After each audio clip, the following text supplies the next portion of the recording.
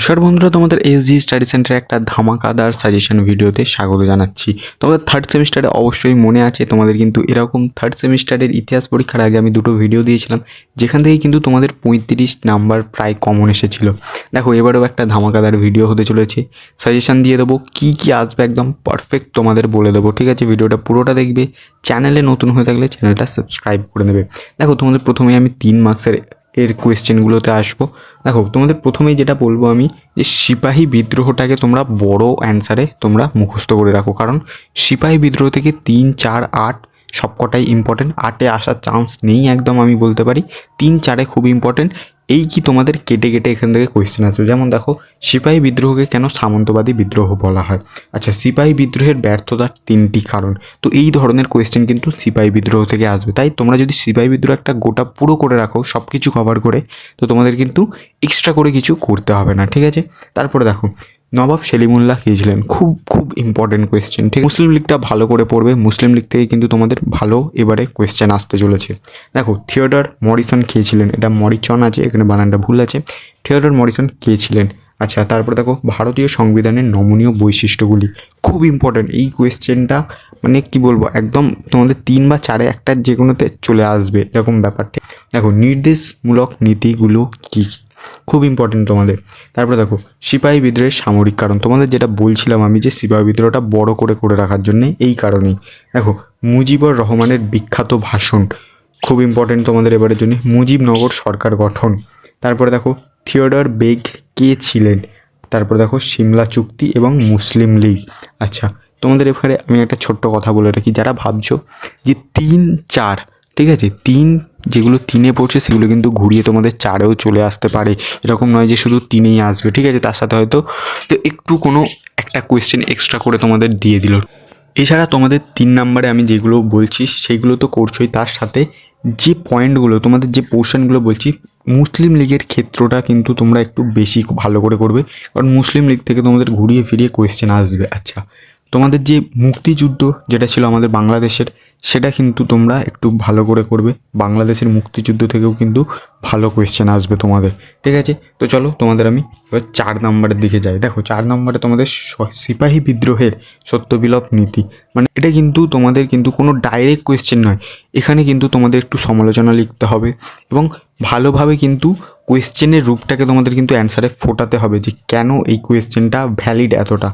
আচ্ছা, তারপর দেখো আলিগড় আন্দোলনে উচ্চবিত্ত মুসলিমদের ভূমিকা, খুব ইম্পর্টেন্ট। এটা কিন্তু তোমাদের আলিগড়টা কিন্তু 8-এও তোমাদের ইম্পর্টেন্ট আছে।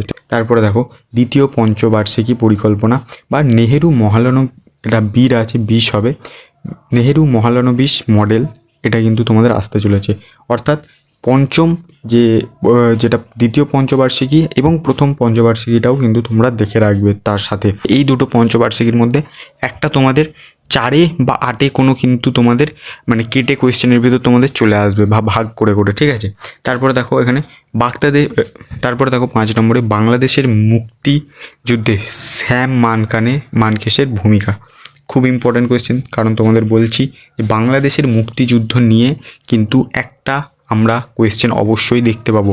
যেমন ধরো বাংলাদেশকে আমরা সেই সময় কিভাবে সাহায্য করেছিলাম, এটাও কিন্তু দেখো এখানে এই পরের কোয়েশ্চেনে আছে, যে ভারত কীভাবে বাংলাদেশকে স্বাধীন হতে সাহায্য করেছিল, বা সেই সময় ইন্দিরা গান্ধীর ভূমিকা কী ছিল, বা বর্তমান সেই সময় ভারতীয় সরকারের ভূমিকা কী ছিল। একই উত্তর হবে। ঠিক আছে, কারণ এখানে কোয়েশ্চেনটা ঘুরিয়ে আসতে পারে। দেখো তারপর দেখো প্রথম পঞ্চবার্ষিকী পরিকল্পনা সম্পর্কে বলো, যেটা তোমাদের আমি বলছিলাম যে প্রথম পঞ্চবার্ষিকী পরিকল্পনাটাও কিন্তু তোমাদের এবারে খুব ইম্পর্টেন্ট আছে। আচ্ছা, তোমাদের একটা ছোট্ট কথা বলি, যাদের এখন মনে হচ্ছে যে এই কোয়েশ্চেনগুলো কি অনেক মনে হচ্ছে যে এতগুলো কোয়েশ্চেন করতে হবে, আমি তোমাদের একটা ছোট্ট এখানে কথা বলি। যারা ভাবছো বা যারা ভিডিও দিচ্ছে যে হ্যাঁ 4-5টা করে যাও তোমরা কমন পেয়ে যাবে, তোমরা কিন্তু কমন পাবে না। কারণ তোমাদের এবারে কিন্তু নতুন সিলেবাস এবং তোমরা ফার্স্ট টাইম পরীক্ষা দিচ্ছ, তাই এই সিলেবাসের উপর কিন্তু এর আগে কোয়েশ্চেন হয়নি। তো কী টাইপের কোয়েশ্চেন আসবে, তাই 4-5টা করে গেলে কিন্তু তোমরা কমন পাবে না। হয়তো একটা কমন পেয়ে যেতেই পারো, তাতে আদৌ পাস করবে কি না তাতেও সন্দেহ আছে। তো যে মডেল কোয়েশ্চেন পেপার থেকে কোয়েশ্চেন আসবে না সেটা কিন্তু সম্পূর্ণ ভুল। তোমাদের মডেল কোয়েশ্চেন পেপারটা শেষ মুহূর্তে রিলিজ করার কারণই হলো কিন্তু যে তোমাদের যেহেতু এই সিলেবাসের ওপর পরীক্ষা হয়নি, যাতে তোমরা ছন্ন ছাড়া না হয়ে যাও এবং একটা তোমরা প্যাটার্ন ফলো করতে পারো বা কোয়েশ্চেন কী টাইপসের আসছে সেটা ফলো করতে পারো। এবার হয়তো দেখা যাচ্ছে একদম কিন্তু সেম টু সেম মডেল থেকে হয়তো নাও দিতে পারে, কিছুভাবে ঘুরিয়ে দিতে পারে, কিন্তু একই টাইপের তোমাদের কিন্তু কোয়েশ্চেন আসবে মডেল থেকেই, ঠিক আছে? তো ভয় পাবে না, তোমরা এতদিন যা পড়ছো বা আমি যা যা বলছি তার ভিতর থেকেই কিন্তু কোয়েশ্চেন আসবে। খুব একটা তোমাদের কঠিন কোয়েশ্চেন এবারে হবে না। হয়তো তোমরা নতুন পরীক্ষা দিচ্ছ, তোমাদের ভয় লাগতে পারে। দেখো এখানে 8 মার্কসের আমরা দেখি নৌ বিদ্রোহের কারণ এবং ফলাফল। এখানে শুধু কারণটা লেখা আছে, কারণ ফলাফল করবে তোমাদের খুব এবারের জন্য 8 মার্কসে কিন্তু ইম্পর্টেন্ট আছে।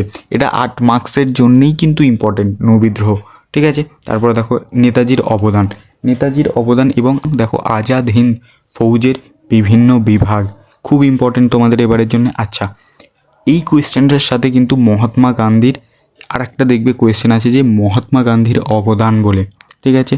তো সেইটা তোমরা একটু চেষ্টা করবে দেখে রাখার।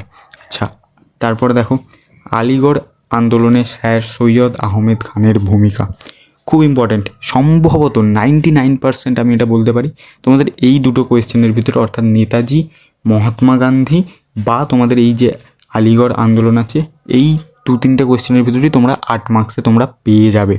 তাই এই কয়েকটা কোয়েশ্চেন তোমরা করে রাখো, শেষ মুহূর্তে তোমরা অবশ্যই কিন্তু পরীক্ষার হলে কমন পাবে, এটা আমি বলতে পারি। এছাড়াও যারা ভাবছো আরও কিছু এক্সট্রা করে যাবে, তাদের জন্য কয়েকটা আমি বলি। দ্বিজাতি তত্ত্বটা তোমরা করে যাবে, তারপরে নিষ্কৃতি দিবসটা করে যাবে, গণপরিষদটা তোমরা করে যাবে। এছাড়া তোমরা পিসিপি তত্ত্ব যেটা আছে সেটা করবে, বা এসটিএস তত্ত্ব যেটা আছে সেটা তোমরা করে যাবে। এর বাইরে কিছু আশার নেই। আশা করি তোমাদের পরীক্ষা ভালো হবে। এই যে অল্প তোমাদের সাজেশন দিলাম, এটা তোমরা অবশ্যই ফলো করো।